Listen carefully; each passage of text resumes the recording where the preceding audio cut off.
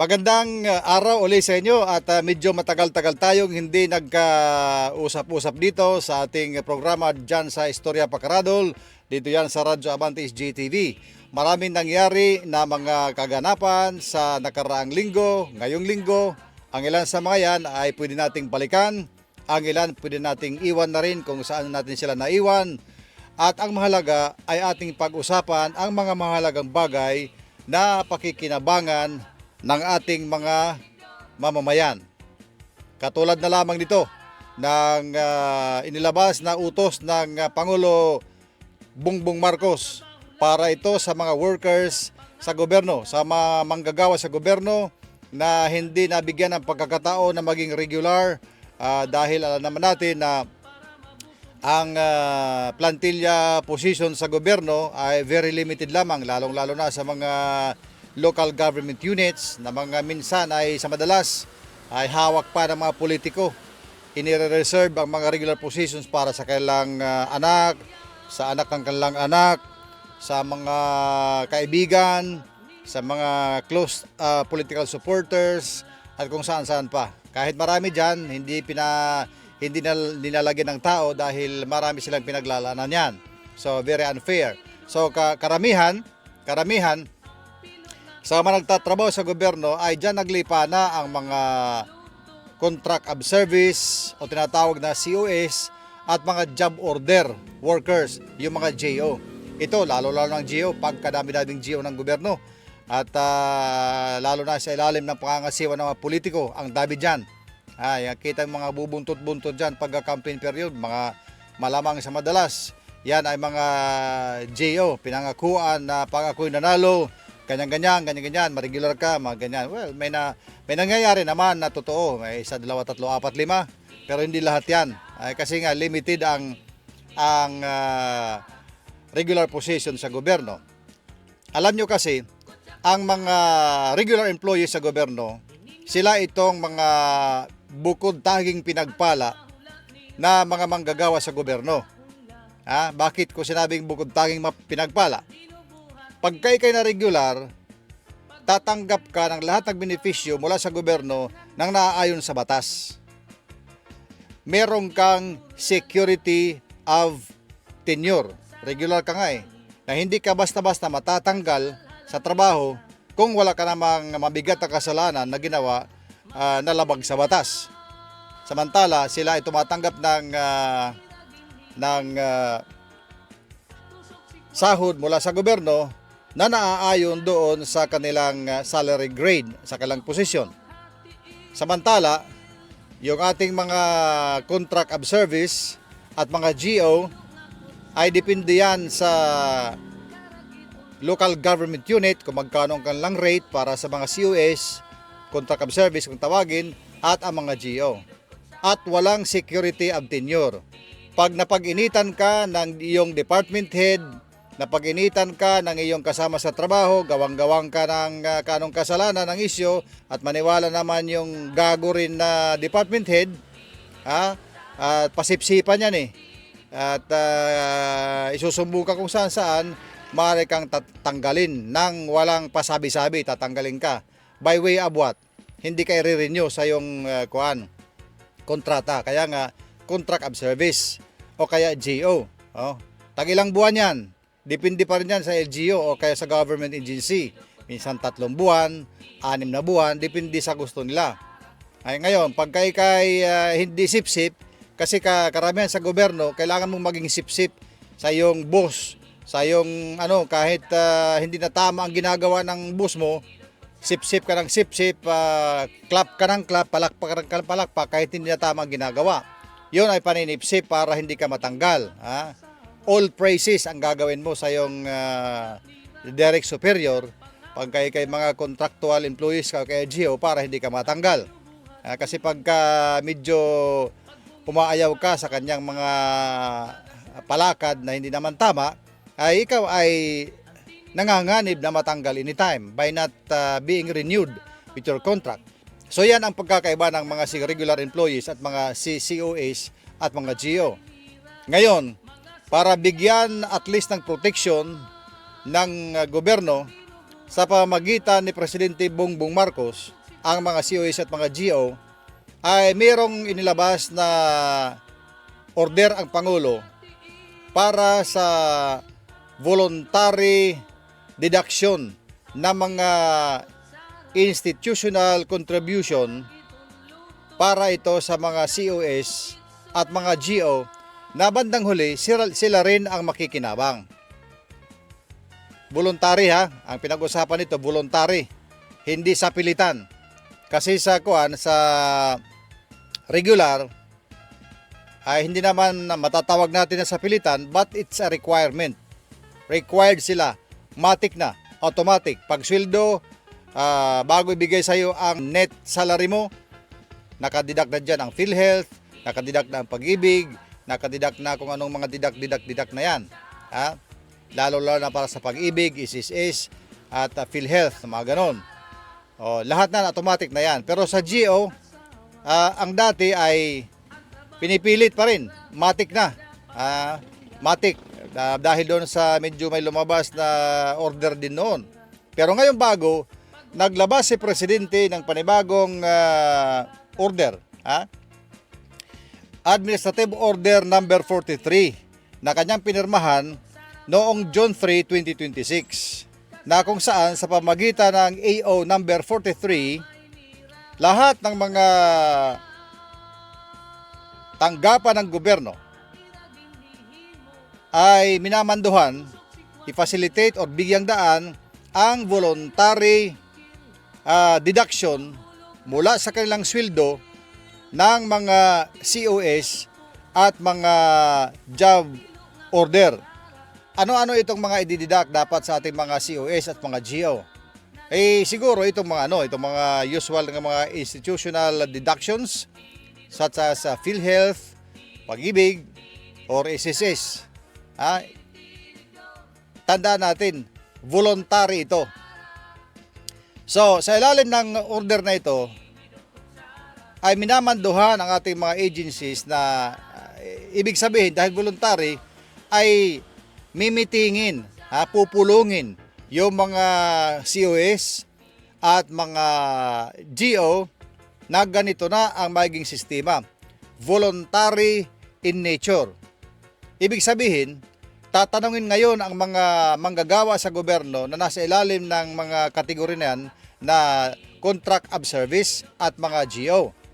Nagtatanungin, sino ba ang gusto na voluntary magpadidak ng mga Pag-ibig, PhilHealth, at SSS contribution? Tatanungin kasi voluntary nga eh. Now, kung sino yung mag-go, yes, okay ako dyan, ililista doon. At isasama doon sa payroll sa mga babawasan ng contribution.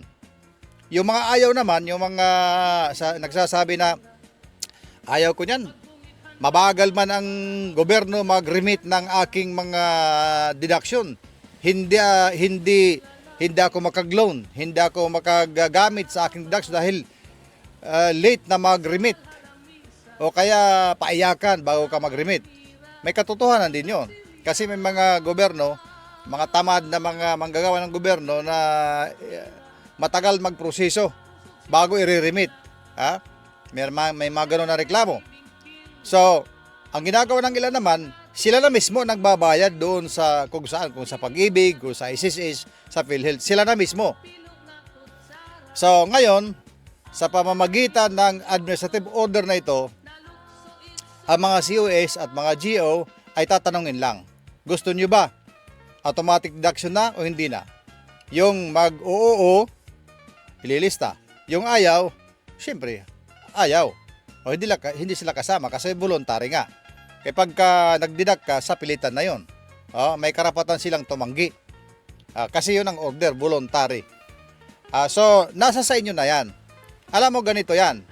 Yung mga gustong mag-voluntary naman na deduction, ay pagkakaalam ko, mayroong counterpart ang LGU.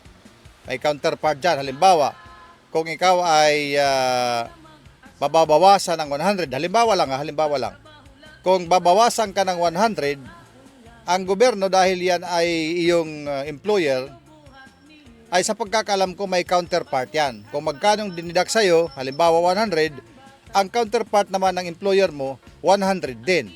So ang re-remit ay 200. Oh. Ngayon, pag meron ka ng remittance na ganyan, halimbawa Pag-ibig, halimbawa PhilHealth, or SSS, ilimit na lang natin, halimbawa sa Pag-ibig at saka sa SSS. Kasi dito may loan dito. Yun ang laging after ng mga nagpapember, makapag-loan man lang sila. Okay, sa Pag-ibig, pag ikay may deduction, member ka, makapag-loan ka nga ng salary loan mo, magkano naloloan mo, depende sa computation nila yan. At maliban pa rin sa mga ganyan, loan ka ng kung anong mga benefits sa Pag-ibig, kasama na ang pabahay, Pag-ibig housing loan, mga ganon. So may aasahan ka kunti, so yun ang mga benepisyo bakit gusto mong maging para ikaw ay maging member sa mga ganyan. Now, kung ayaw mo, ay wala, di ka pwede doon. Di ka pa pwede mag-loan. Maliban na lang kung ikaw magkukusa, voluntary, at talagang i-maintain mo yan, i-maintain mo na tuloy-tuloy ang pag-contribute mo, ang paghuhulog mo, ay makakaabil ka rin. Pero kaya lang, walang counterpart. Kasi galing lahat sa'yo yun. Halimbawa, kung 500 ang itinabi mo para ihulog, 500 lang talaga ang may hulog mo. Pero kung gusto mong malaki ang iyong malulon at ang iyong maabil na mga benepisyo, ay lalakihan mo na lang ang iyong contribution. So, ganun na lang. So, to cut it short, nasa inyo na mga COS or mga GO ang pagpapasya ngayon. Kasi anytime soon, kayo ipapatawag, mimitingin kayo ng inyong pinagtatrabahoan na agency or local government unit. At yun nga, imi-meeting kayo, i-orient muna kayo tungkol dito at ang panghuli dyan, tatanungin kayo. Kayo ba ay voluntary na magpapabawas ng mga deduction para sa SSS, PhilHealth, Pag-ibig? Siyempre, i-explain sa inyo ano ba ang kahalagahan yan. Yan. Pag ayaw nyo, wag, hindi kayo pipilitin. So ganun ang mando dito sa Administrative Order number 43. So para maitupad ito, ang lahat ng mga ahensya ng gobyerno na maaari makatulong dito sa pagpapaganda ng programang ito, gagaya ng mga gobyerno na ahensya ng gobyerno na Department of Budget, Civil Service Commission, Commission on Audit, SSS, PhilHealth at Pag-ibig, na sila ay minamanduhan ng Presidente Bongbong Marcos na jointly o sama-sama sila na mag-issue ng mga karampatang rules and guidelines upang masiguro na maging epektibo ang papatupad to ensure the effective implementation of this order, Administrative Order number 43. Yan. So, yan ang mangyayari sa mga susunod na mga araw. So, sa tingin niyo, ano ba? Maganda ba ito? Makakatulong ba ito sa inyo o hindi? Well, on my part, maganda yan. Maganda. Huwag kayong manghinayang sa sasabihin mo, ay may bayarin akong ganito. Pag nabawasan ito ng 200 o kaya 100, hindi ako makabayad. Huwag ganyan. Maglaan din ng, huwag masyadong mangutang nang hindi mo kayang bayaran base doon sa sweldo mo. Mangutang ka lang ng kunti at pagkipag-ano ka, nag-aris na ganito lang babayaran ko kada sweldo para hindi po problemahin yun. Kasi kailangan din yung deduction na yon. Kasi para yun sa iyong kapakanan. Pero timbangin nyo, kung ayaw nyo, hindi kayo mapipilit. Pero kung magpapa-volunteer kayo, maganda yan. Kasi magkakaroon kayo ng access sa mga benepisyo ng PhilHealth, ng SSS, ng Pag-ibig, at kung ano pa man. Ito ay pinag-aralan ng ating gobyerno bago ito in-implement ng ating Pangulo. So ibig sabihin nito na ito ay maganda para sa kapakanan ng ating mga manggagawa, na mga contract of service at mga GO na ilang taon nang nandyan sa pagtatrabaho sa gobyerno. Wala, nilalagpas-lagpasan na lang ng mga sip-sip. Minsan bagong pasok, sip-sip, regular kaagad. Kunting bulong doon sa governor, sa mayor, ganyan, regular kaagad. Samantalang meron dyan COS, meron dyan mga GO na ilang taon na, di pa rin ma-regular. Sa gobyerno marami yan eh. Merong mga regular, yung mga, normally yung mga regular positions, meron yan mga eligibility. Depende sa klase ng posisyon. Halimbawa, civil service eligibility at meron pang iba dyan. Meron naman maraming position sa gobyerno, yung mga mabababa lang na mga position sa gobyerno, yung mga aid, kumbaga sa mga janitor, di ba? Meron din ganyan. Na pwede kang irregular kahit hindi ka civil service eligible. Kaya lang hindi marami 'yon. Kunti-kunti lang kaya hindi maraming nabibigyan. Mas marami ang mga regular position sa gobyerno ay mga may civil service eligibility.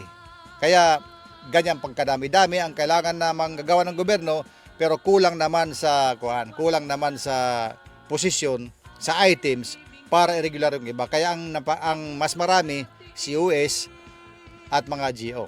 Okay? Pag-isipan ninyo yan habang hindi pa huli ang panahon. Pag-isip-isip kayo kung kayo ay sasang-ayon sa voluntary deduction ng mga institutional deduction or hindi, nasa inyo ang pagpapasya. Okay? So yan na muna ang ating Istorya Pakaradol Balita dito sa ating sama-sama sa programa sa pagtutok dito sa Istorya Pakaradol. Dito yan sa Radyo Abante SJTV. Ini do kutsara, ini do kutsara.